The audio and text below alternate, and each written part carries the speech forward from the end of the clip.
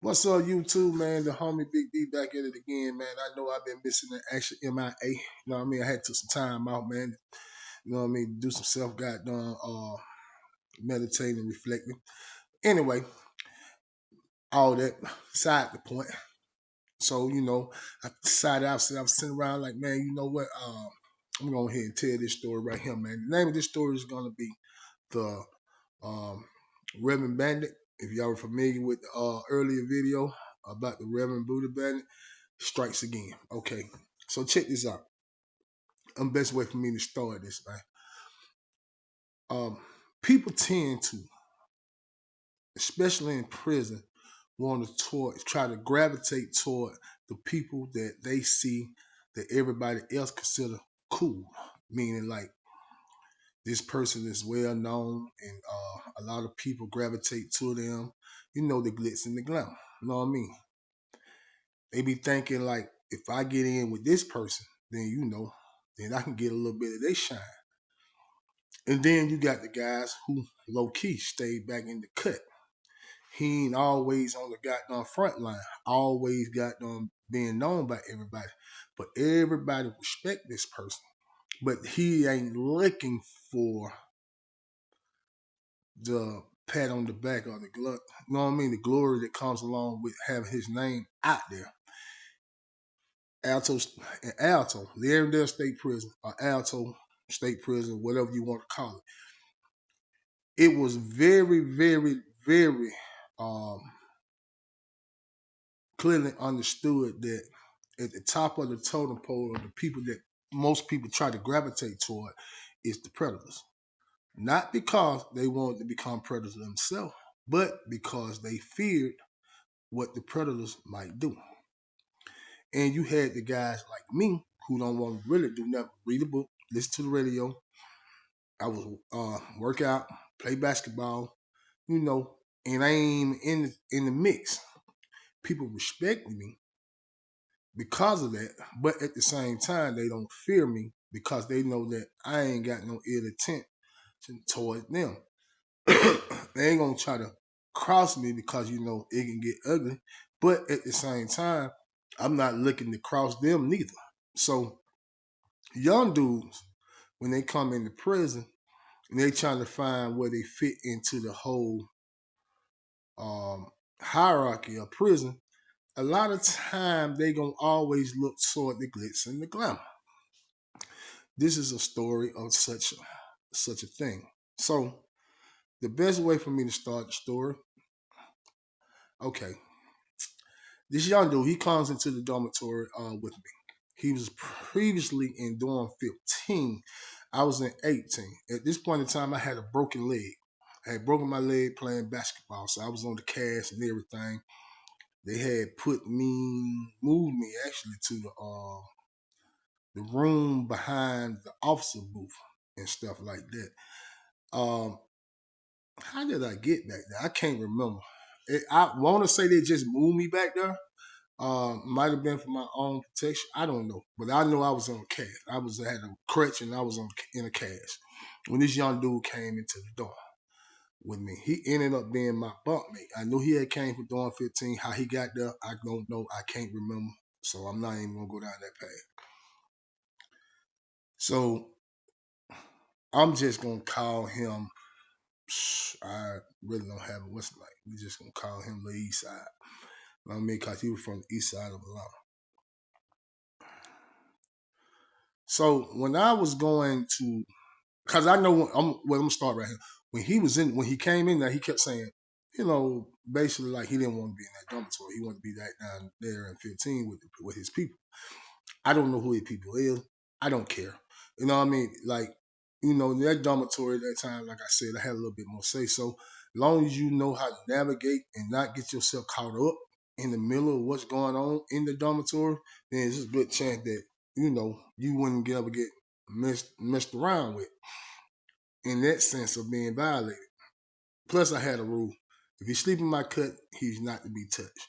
If he go trimming around in yours, then I have no say so how they're gonna go. But if you sleep in my cut, he's not to be touched, harassed, bullied, taken advantage of, in any type of form or fashion, meaning like, try to violate him and all that. Now, if you get out of line, you put your hands on something that don't belong to you, you owe somebody some money, all that had to do with just the general politics of prison, that's, hey, man, it's not my hand. I ain't got nothing to do with it. But you ain't going to do it in my cut. He going to have to, hey, man, get out my cut, man. Going down and handle your business. I'm just giving you some understanding of how I did things in my cut. But yeah, he was saying that he wanted to go back down there to the dorm with them guys, which is fine. Like I said, it didn't matter to me. What did make me start realizing something, what's up, that these guys that he was saying that his friends, because I didn't know who his friends was, I was coming down the steps. So we was going to we were going to the store. I was going to the store. I was coming down the steps like I got crutches. So one of my homies, he walking with me because I can't carry the net bag because I'm on crutches. I come down the steps. So it's like the back of the dorm when you come down the steps at. I walk down the steps, and down the steps, I see like 3 dudes standing down there, and one of them was the Reverend. So at this point in time, he wasn't no longer battling, trying not to be a predator. He had accepted it and decided that this is the way that he wanted to do his time. So when I come down the steps, he down there with like 3 dudes like that. So he like, what's up, homeboy?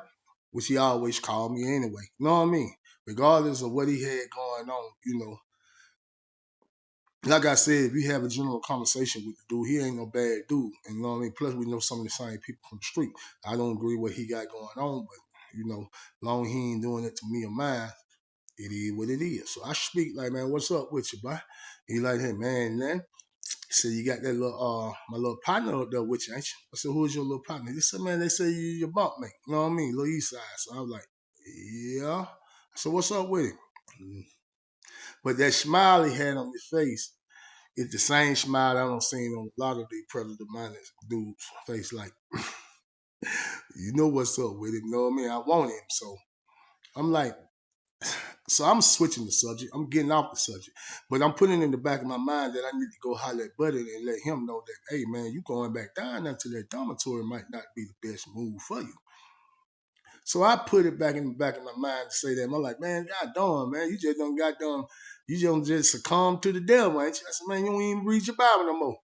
This joker look at me and patted his chest right there. He said, I got it with me, which he always used to walk around with that little Bible. He said, I keep God with me, like that. He just said, it's just the devil in me, man. He said, you know what I told you. And the flesh is strong. He said, the spirit is strong, but the flesh is weak. He said, I just got to have a little buddy. I keep it moving. When my partner was like, man, who you talking about, man? I said, I'm talking about my bunkmate. He said, no. He said, man, why would he? I said, I don't know. I have no ideology why this man feel that way about that, man. None of that. I ain't got nothing to do with me. It got nothing to do with you neither. So he was laughing about it. We kept moving, get the stroke come back. So later on that day, when dude, I think he was in school. He was in school, and he come back in there. He jump back on the bed. He come back in there and cut stuff like that. I said, hey, man, sit down, man. I'll holler at you for a second. Mind you, like I said, I'm on the calves. So normally I'm laying back on the bed, but I sit up, move my leg out the way. So I'm like, hey, so what's up with you and Reverend Booty Man? You know what I mean? He's like, oh, that's my partner, man. That's who I'm trying to get back down there around with him. And he called out a few other guys' names and stuff like that. I said, man, you know what bro on, don't you? What you mean? I said, man, you know he like boy. I said, man, that man he ain't gonna try me like that. He said, man, nah, we just cool like that. You know what I'm saying? I said, you know what I mean? Like, I don't do that. I don't do that. I don't do that. That's what he was saying. I don't do that. But I'm just saying, man, he ain't gonna try me like that. I said, he ain't gonna try you like that. I said, you sure? Now, mind you, I'm not finna put nothing in his head. I'm just gonna give him a nugget to get him to understand that clearly you're misinterpreting his friendship. But this is what I tell him right here. This is exactly what I said to him. I said, why are y'all cool? Y'all on 2 separate sides of a line. I said, man, nah, we just cool. I said, man, what can you offer him? I'm like, obviously you ain't got no money. I'm looking at his locker. You ain't got no money, so you ain't feeding him. You know what I mean? What are you offering? Just think about that. You know what I mean? What y'all don't play some cards together? You his spade partner or something? Anything that outside of him just talking to you, just to have a general conversation, he just picked you to be cool with. I said, man, y'all young dudes, man, need to start thinking about it. See, at the time, I'm speaking of this, I had been down close to about 6 years then. You know what I mean? I had been in that place like 6 years at this point in time. So, I don't see all of it now. So I can speak like I don't, you know what I mean? I'm an elder statesman. Cause, I'm like, y'all young dudes don't get it, bro. Like, y'all come in so goddamn ready to make friends with him. I said, man, my homeboy told me when I first hit the prison, man, ain't no homeboys, man. Y'all need to chill out, man. You need to start asking yourself why I do want to be cool with you. And he hit me with something, so, but why do you care? I said, because I'm sick and tired of seeing young dudes like you get caught up behind that BS. You know what I mean? I said, man, bro, got a whole bunch of dudes that cool with him, but they ain't cool with him. They fear him. I said, what are you doing? You scared of him? I ain't scared of nobody. He was a bit of a crash dummy. That I knew. I knew that much about him. You know what I'm saying? But as far as that, other than that, he was naive to the motives of the people around him. He feel like that his heart, meaning that I would go, is enough to deter other people from coming for him. See, you in prison hunting rep. That don't matter. Your reputation is built on the strength of your character, not your brawn. Let's be clear. You can be a good fighter, but nobody really messes with you because you're a bad character, because you got bad characteristics, attributes. So I don't rock with this dude, bro. You know what I mean? Like, they would literally shun you. And by you, and the dude that I'm speaking of, he wasn't a big fella at all. He was little. You know what I mean? And he wasn't a great fighter. I'm just being real. You know what I mean? He was okay. You know what I mean? If it was him and another dude who both of them can't fight, he probably would win because he got a little bit more experience at fighting. But there's nothing to deter a dude from saying, I want you, I'm going to take it. Meaning that, hey, man. Now, with that said, it will make a dude hesitate because you will stand up for yourself. And they know that it's not going to be an easy task. But the way that you are moving is you have too much trust into the people around you that you are calling your friends without really knowing their motive for being your friend. I don't have a motive. I don't care what happened to you in the sense of the way that you think I care. I just care that this activity continue on. And at some point in time, like it happened to my little homeboy, it's going to affect me directly due to people that I care about.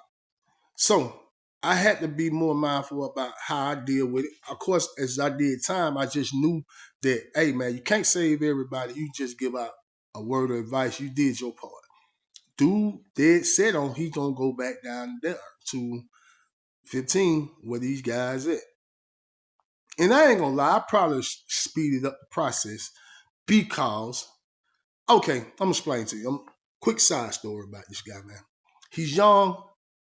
He do dumb things. I got a broken leg. I'm in a foul mood. I can't do the things that I like to do. That's which is play basketball and work out. At that point in time, I was on the workout program. And I couldn't work out. I tried to do like push up with a broken leg, but my leg was hurting so bad because they didn't reset it the right way. And they didn't give me nothing but some Tylenol for the pain. So that's what they do to you in prison. You know what I mean? They might give you a package of ibuprofen 800s. After that gone, figure it out. Plus, I don't have I had to end up using a weapon to scratch my, I was just being real, a knife that I had to scratch my leg. My leg be hurting and stuff. So the reason why I'm telling you this, because he do stupid stuff. He was doing stupid stuff. So one day we was sitting in there. This is right around the time that he ended up moving out the dormitory. He was sitting on the bed. And he got no radio on, nothing. He just sitting on the bed, bouncing. My leg is killing me. Cause I had just went to sleep and I slept wrong and I woke up. It was stiff. It was hurting. And I hit the bed. Boom. You know what I mean? Because, this metal bed above me. Boom. Because he's my bunkmate. I said, hey, man, if you don't mind, could you please stop jumping up and down like you listening? You ain't even listening to no music. What are you jumping down for? Could you please, bro, stop doing it? You know what I mean? Stop. It hurt. My leg is hurting. The man act like I ain't said nothing to him. The man, he's sitting on the bed. He leans over and hear what I'm saying. And he just go back to doing what he's doing. So I get up off the bed, walk behind where he's sitting at, and I hit him in his kidney. Right there in the back, right there in his back. And knock all the breath out of his body. Now bounce. He ended up had to go to medical because he ended up, I hit him too hard. I ain't gonna lie, I hurt him. You know what I mean? But what, I'm sorry, man. I got to say it because what he told me was, he said, man, they said, did you crack you fractured the rib and move my goddamn, and bruise my, what he said, fractured the rib, bruise his kidney, and move his liver over 2 inches. What? By one punch? I hit him too hard because I was mad. No, I'm not going to lie. I didn't think it was going to hurt him that bad because I couldn't put nothing behind it. I just used all my upper body because my leg was hurting. But it got me to stop him the bouncing and stuff like that. So I seen him talking to this guy named Nasty. And you probably heard me. Nasty is like the jailhouse snitch. Nasty got pulled with the people. If you pay Nasty, Nasty gets you moved to whatever dorm. As long as your level allows you to move to that dorm on the compound. And well, within that unit anyway. C unit, he can get you moved anywhere you want to go. But you got to pay him. Now, this dude don't have any money, so apparently somebody had paid him for it. And he went to Nasty. I seen him out there talking. 2 days later, they pack him up. They move him downstairs to the dorm with the Reverend Bennett. I'm going to wreck. I see the Reverend Bennett standing down there with his minions. And I push up on him. I said, boy. He said, yeah, the young dude came back down there. He said, yeah, he came back down there. So I had shot Nasty some money to go and get him down there. I shook my head. I dropped my head. I said, check this out, man. Spell the young dude, man. He said, what you talking about? I said, man, come on, man. Don't do that, man. He said, man, you know how I like him. I said, look, bro. Go head on with that, man. He started laughing. Now, he said, man, I probably ain't gonna mess with him, man. You know what I mean? I kind of do like the little dude, man. He said, but you never know. I said, man, look at him, man. The man is naive, man. He look up to you, man. He is very goddamn enamored by your goddamn presence. He told the mother dudes to go ahead on. They went on like kids. He like, man, go ahead on. He said, hey, man, check this out. Yeah. He said, I look up to you. He said, but I ain't scared of you. I respect you. He said, these dudes ain't looking up to me because they respect me. They look up to me because they fear me. It's a difference. I said, I know it's a difference. He said, man. He said, you give me a pad because I respect you. You know I look up to you, I respect you. Yeah. I don't get these dudes no pad because y'all fear me. He said, I'll think about it, but I doubt it. You know what I mean? I said, well, you know he gonna go now. And like I said, the Reverend Bandit ain't an overly big dude. He's not a dude that's gonna woe you with his overly presence. You know what I mean? It's his aggression. It's his power. His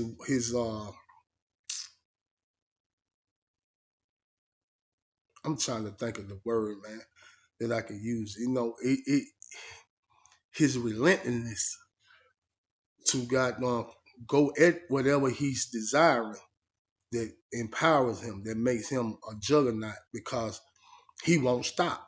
And he ready to play it however you play it. You want to go to the weapon game, he going to go to the weapon game. You want to go to the fight game, he going to go to the fight game. Win, lose, or draw, it going to be the same thing tomorrow. Straight up. That's how he was rolling.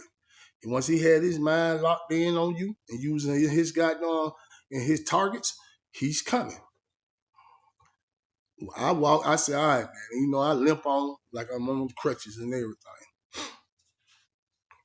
News travel fast in prison. Everything comes back to you quickly.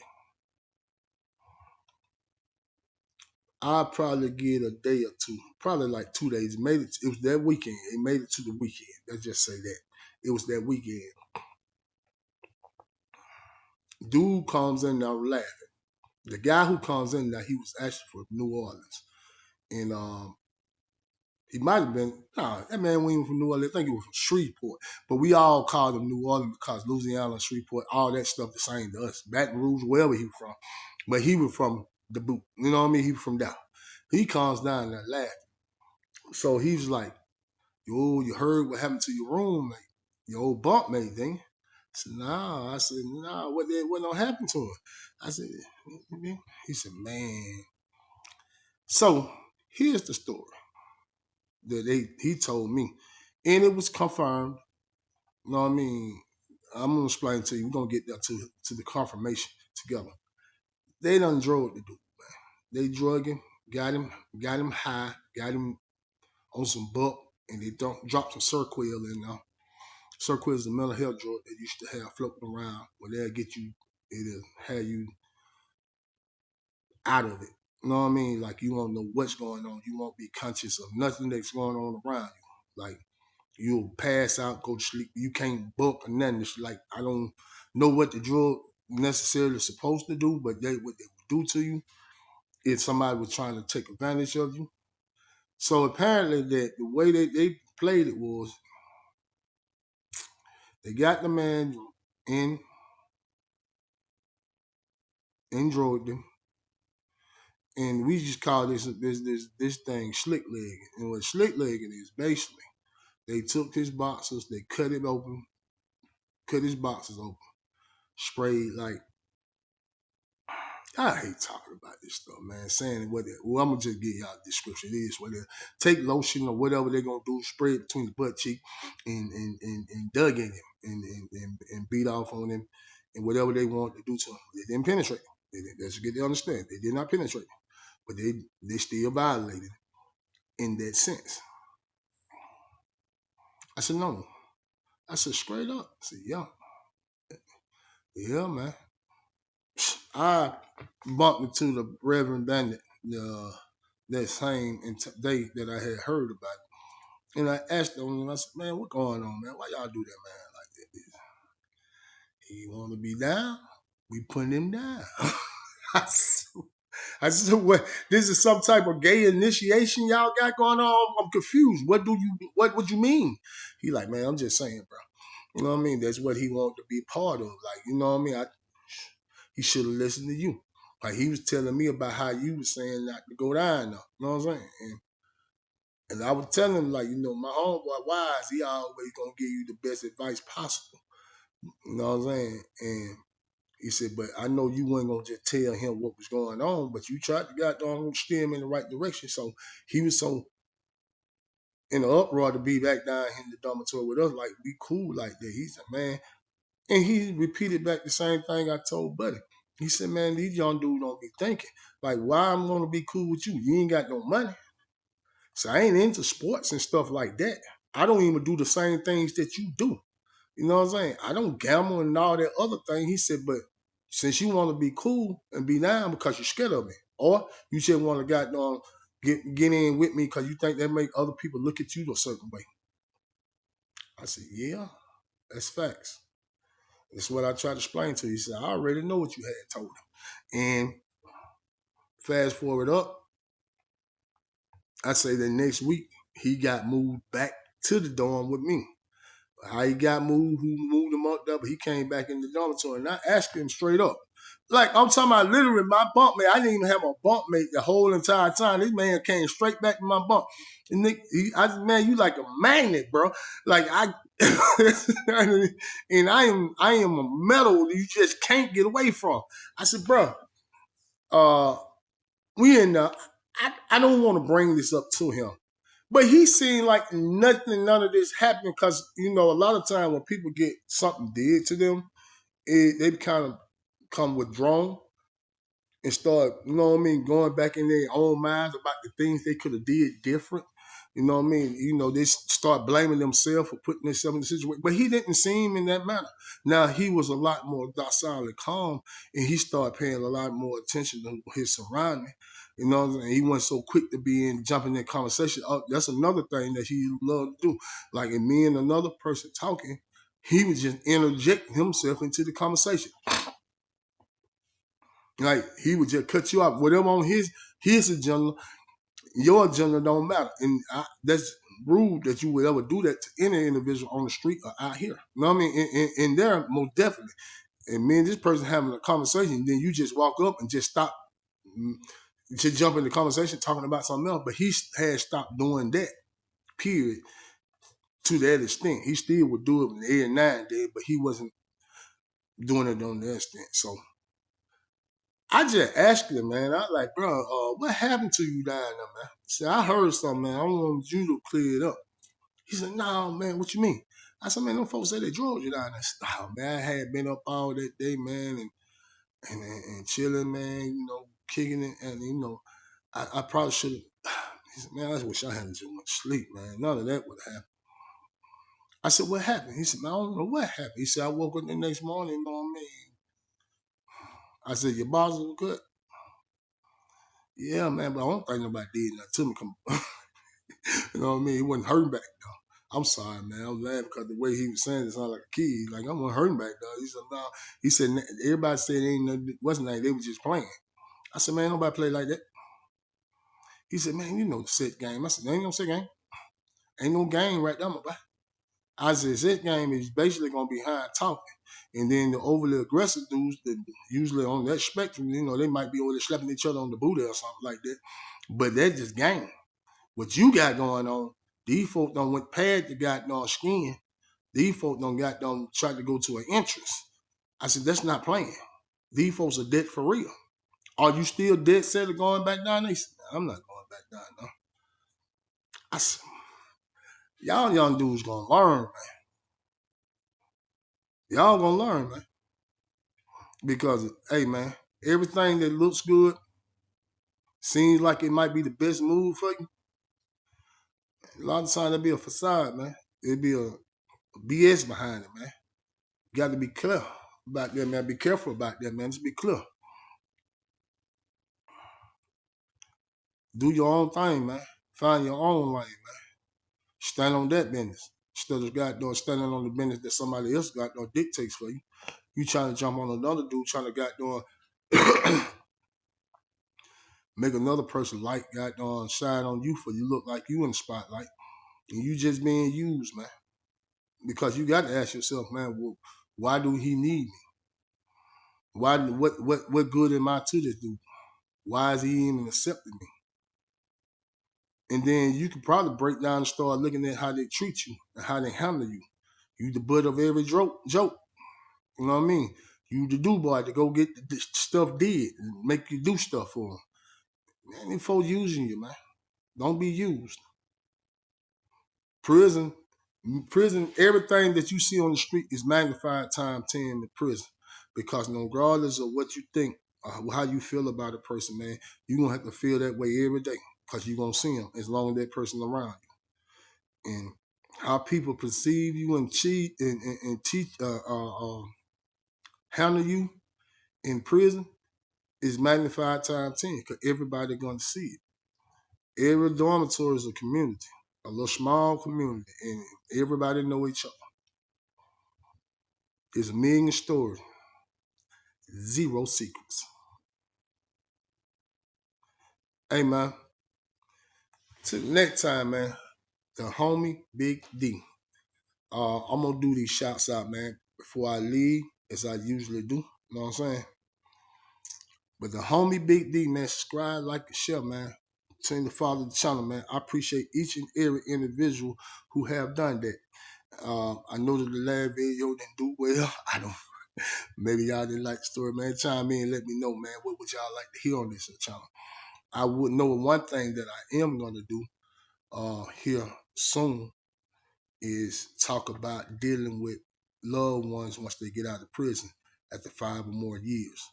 I'm gonna drop that video. I'm gonna probably do it as soon as I got finished editing and dealing with this video, and just go ahead and drop it and have it on ready to go.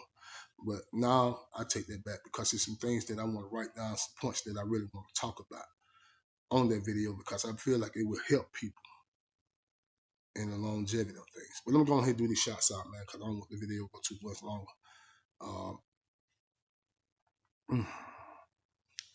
Hey, man, LaQuisa, Dawes, I appreciate you chiming in, man. I appreciate your support. You know what I mean? Continue to support the channel, man. Thank you. Thank you. Thank you. At Brian Blake, man, I appreciate it, man. Washington, D.C.'s in the building, man. Hey, man, Mario Cox, man. One love, bro. One love to you too, fam. But nah, here, homie. What's up, bro? You know he always chiming in. They the pride. That's right, man. You know what I mean? I'm going to continue on pushing the narrative, man, trying to save as many of the young guys as possible. You know what I mean? Mustard Cody, man, I appreciate you, man. I'm keeping out to the story coming, man. Hey, man, I'm just not hitting the surface. I'm just hitting the top of it, man. I ain't even got deep in it yet, man. BR4 TV, man, what's up? Hey, that my dog there, man. He chimed in on the shorts, longs, everything, man. He been supporting the channel hard and heavy, man. You know what I mean? That's why you got my support, bro. You know what I mean? Backbone. You know what I mean? What's happening? You know what I mean? Backbone, man. That my boy Quizzle. You know what I mean? Backbone actually was down with me, man. Some of these stories that I've been telling, man, you know, I might talk to him on the phone. We chop it up, and then we'll bring it up. You know what I mean? Like, man, you remember? Yeah. You know what I mean? So I had to give him that, you know what I mean? Because he helps me, you know, bring up different stories and stuff.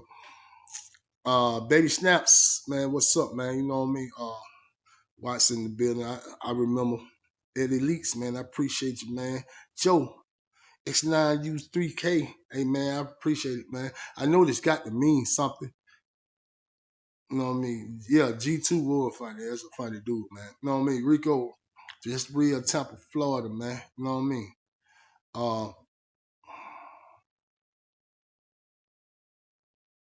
Yeah, man. You know what I mean? Yeah, he shouldn't have been stealing. You know what I mean? I don't know if he stole something else, but I know he steal nothing from me. You know what I mean? Saxon Height. Hey, man, I appreciate you guys chiming in, man. Slay Joe Guns, man. Hey, man, I'm going to keep going, man. Hey, man, I appreciate everybody who's been supporting the channel, man. Hey, continue to like, subscribe, and share. I keep saying it over and over. Subscribe, like, and share. Comment. It ain't going to cost you not one. I mean, not one Japanese yen, man. Also, man, PSA, man, if you know somebody who can embroider shirts and stuff like that, man, hit me up, man. Let me know, man, a company or something like that, because I am trying to get this you know what I mean, this merch going. I am trying to do that. You know what I mean? But anyway, man, till the next time, man, the homie Big D, man. The homie Big D, man. You know what I mean? The name of the channel, same as the handle, man. Salute.